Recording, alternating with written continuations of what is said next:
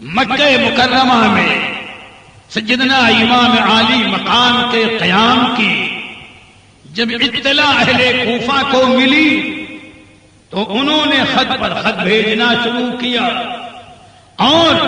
خطوط بھیجے بروایت 150 خط اور بعض روایتوں میں ہے کہ 1500 کا خط بھیجے، نمائندے بھیجے۔ امام عالی مقام برابر انکار فرماتے رہے اور برابر عذر کرتے رہے۔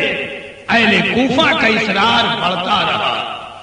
جو مقتدر صحابہ کرام موجود تھے اس وقت وہاں پر حضرت عبداللہ ابن عمر، حضرت عبداللہ ابن عباس، حضرت ابو سعید خدری،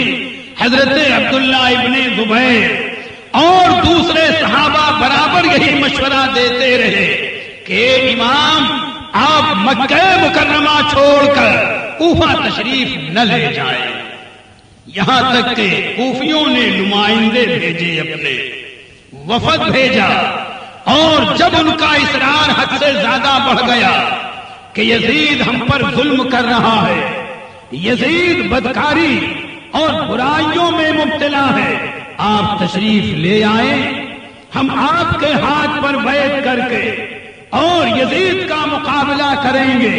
تو جب سرکار امام عالی مقام کے پاس نمائندے اور وفد آتے رہے، اصرار بڑھ گیا تو آپ نے کوفہ جانے کا ارادہ فرمایا۔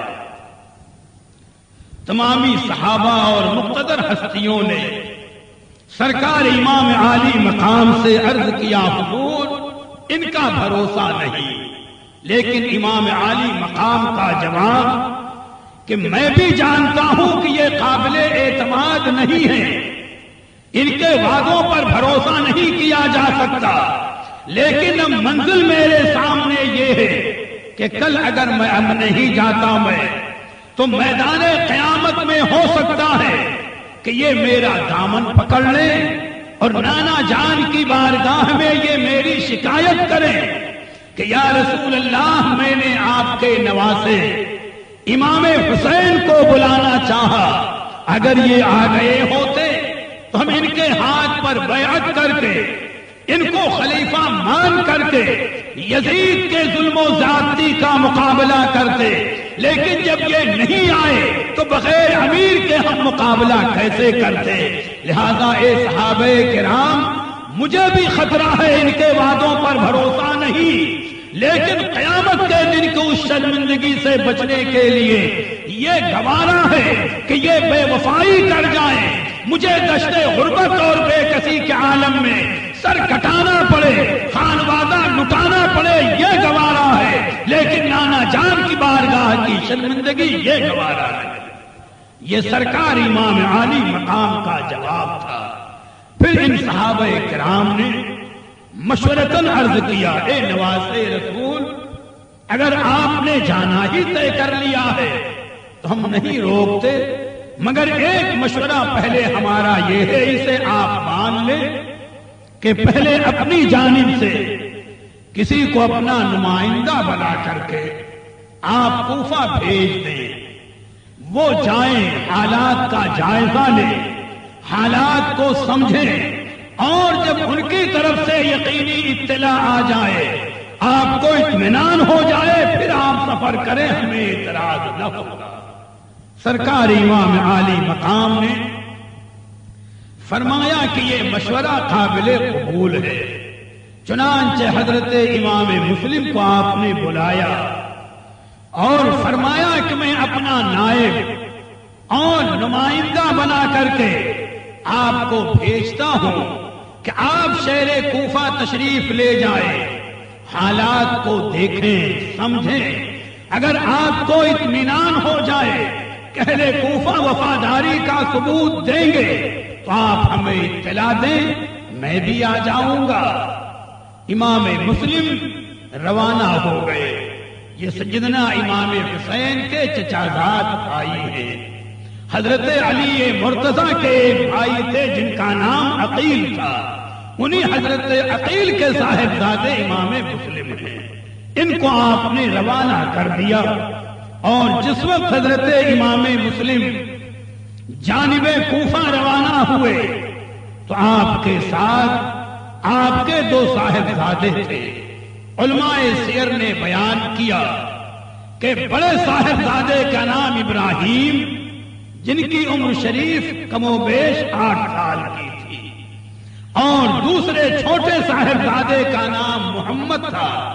جن کی عمر شریف 7 سال کی تھی۔ یہ دونوں صاحبزادے حضرت امام مسلم کے ساتھ ہیں۔ مختصر یہ کہ سیدنا امام مسلم جب سرزمین کوفہ پر پہنچے تو 2-4 دنوں ہی کے اندر کوفیوں کے جوش کا یہ عالم کہ امام حسین کی خلافت کے لیے کم و بیش 60,000 کوفیوں نے امام مسلم کے ہاتھ پر بیعت کر لی، یا اور کم زیادہ رہے ہوں، 40,000 ہو 60,000 ہو۔ تو جب امام مسلم نے یہ دیکھا کہ 3-4 دن میں اتنے لوگوں نے اتنے جوش و خروش کے ساتھ میرے ہاتھ پر بیعت کر لی ہے، امام حسین کو خلیفہ تسلیم کر لیا ہے، انہیں اطمینان ہو گیا کہ وقت گزرتا جائے گا، بیعت کرنے والوں کی تعداد بڑھتی جائے گی۔ انہوں نے اسی وقت حضرت امام حسین کے پاس کوفے سے خط لکھ کر کے روانہ کر دیا کہ اے نواز رسول، آپ تشریف لے آئیں، بظاہر حالات اطمینان بخش ہیں۔ ادھر تو آپ کا خط مکہ مکرمہ روانہ ہوا امام حسین کے پاس۔ بھئی وہ آج کا زمانہ تو نہیں تھا کہ چند منٹ اور سیکنڈ میں کہاں سے کہاں گفتگو کر لی جائے، وہ زمانہ تو پیدل سفر کا، اونٹوں پر، گھوڑوں پر۔ لیکن وہیں پر کوفے کے اندر کچھ ایسے اہل بیت کے دشمن بھی موجود تھے کہ جنہوں نے خفیہ طریقے پر یزید کے پاس بھی خط بھیجا کہ اتنے اہل کوفہ نے امام حسین کے لیے بیعت کر لی ہے، اور اگر تو کوئی انتظام نہیں کرتا تو یوں سمجھ لے کہ کوفہ اور اس کا علاقہ تیرے ہاتھوں سے نکل جائے گا۔ یزید کو اطلاع ملی، اس نے اپنے لوگوں کو جمع کیا۔ بعض علماء نے خاص کر ایک نام کا تذکرہ کیا جس کا نام سرحون ابن منصور تھا، اور شاید میں نے بعض کتابوں میں پڑھا کہ یہ مذہباً یہ شخص عیسائی تھا اور انتہائی مکار اور بدماش تھا، جو یزید کے قریب تھا۔ اور بھی دوسرے لوگ مشورہ ہوا تو سرحون ابن منصور نے خاص کر مشورہ دیا کہ کوفے پر کسی ایسے عامل اور گورنر کو مقرر کیا جائے کہ جو انتہائی سخت اور اہل بیت نبی کا دشمن ہو، جب تو وہ مقابلہ کر سکے گا، دوسرے کی بس کی بات نہیں ہے۔ یزید نے پوچھا تیری نظر میں کوئی ہے؟ تو وہ چونکہ ابن زیاد کا دوست بھی تھا، مزاج آشنا بھی تھا،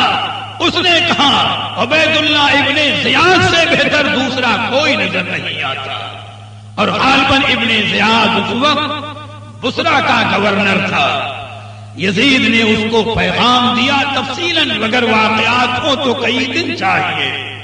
ابن زیاد کو کوفے کا گورنر مقرر کیا، دولت کی، سرمایے کی، جاگیر کی لالچ دی کہ تو جا کر کوفے کے حالات کو دیکھ اور وہاں کا انتظام کر۔ تو یہ بڑا فریبی اور مکار تھا، اس نے ایک فوج لی اور روانہ ہوا کوفے کی جانب۔ لیکن اس نے کیا یہ کہ فوج کو تو ایک راستے سے روانہ کیا، اس نے راستہ بدلا۔ تاریخ کی یہ بات ذہن میں رکھیں کہ اس مکہ مکرمہ یا مدینہ طیبہ یہ علاقہ صوبہ حجاز کہلاتا ہے، عرب شریف کا یہ صوبہ حجاز کہلاتا ہے۔ مکہ شریف اور مدینہ طیبہ جیسے نجد ایک صوبہ الگ ہے،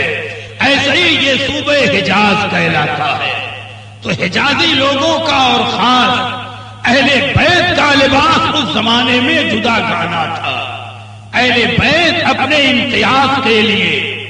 اپنی پہچان کے لیے جہاں پر ایک مخصوص لباس پہنتے تھے، وہیں پر چہرے پر اپنے نقاب بھی رکھتے تھے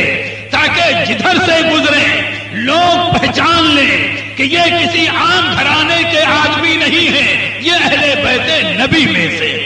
یہ ایک امتیاز تھا۔ عبید اللہ ابن زیاد نے مکاری کی، آپ ڈالی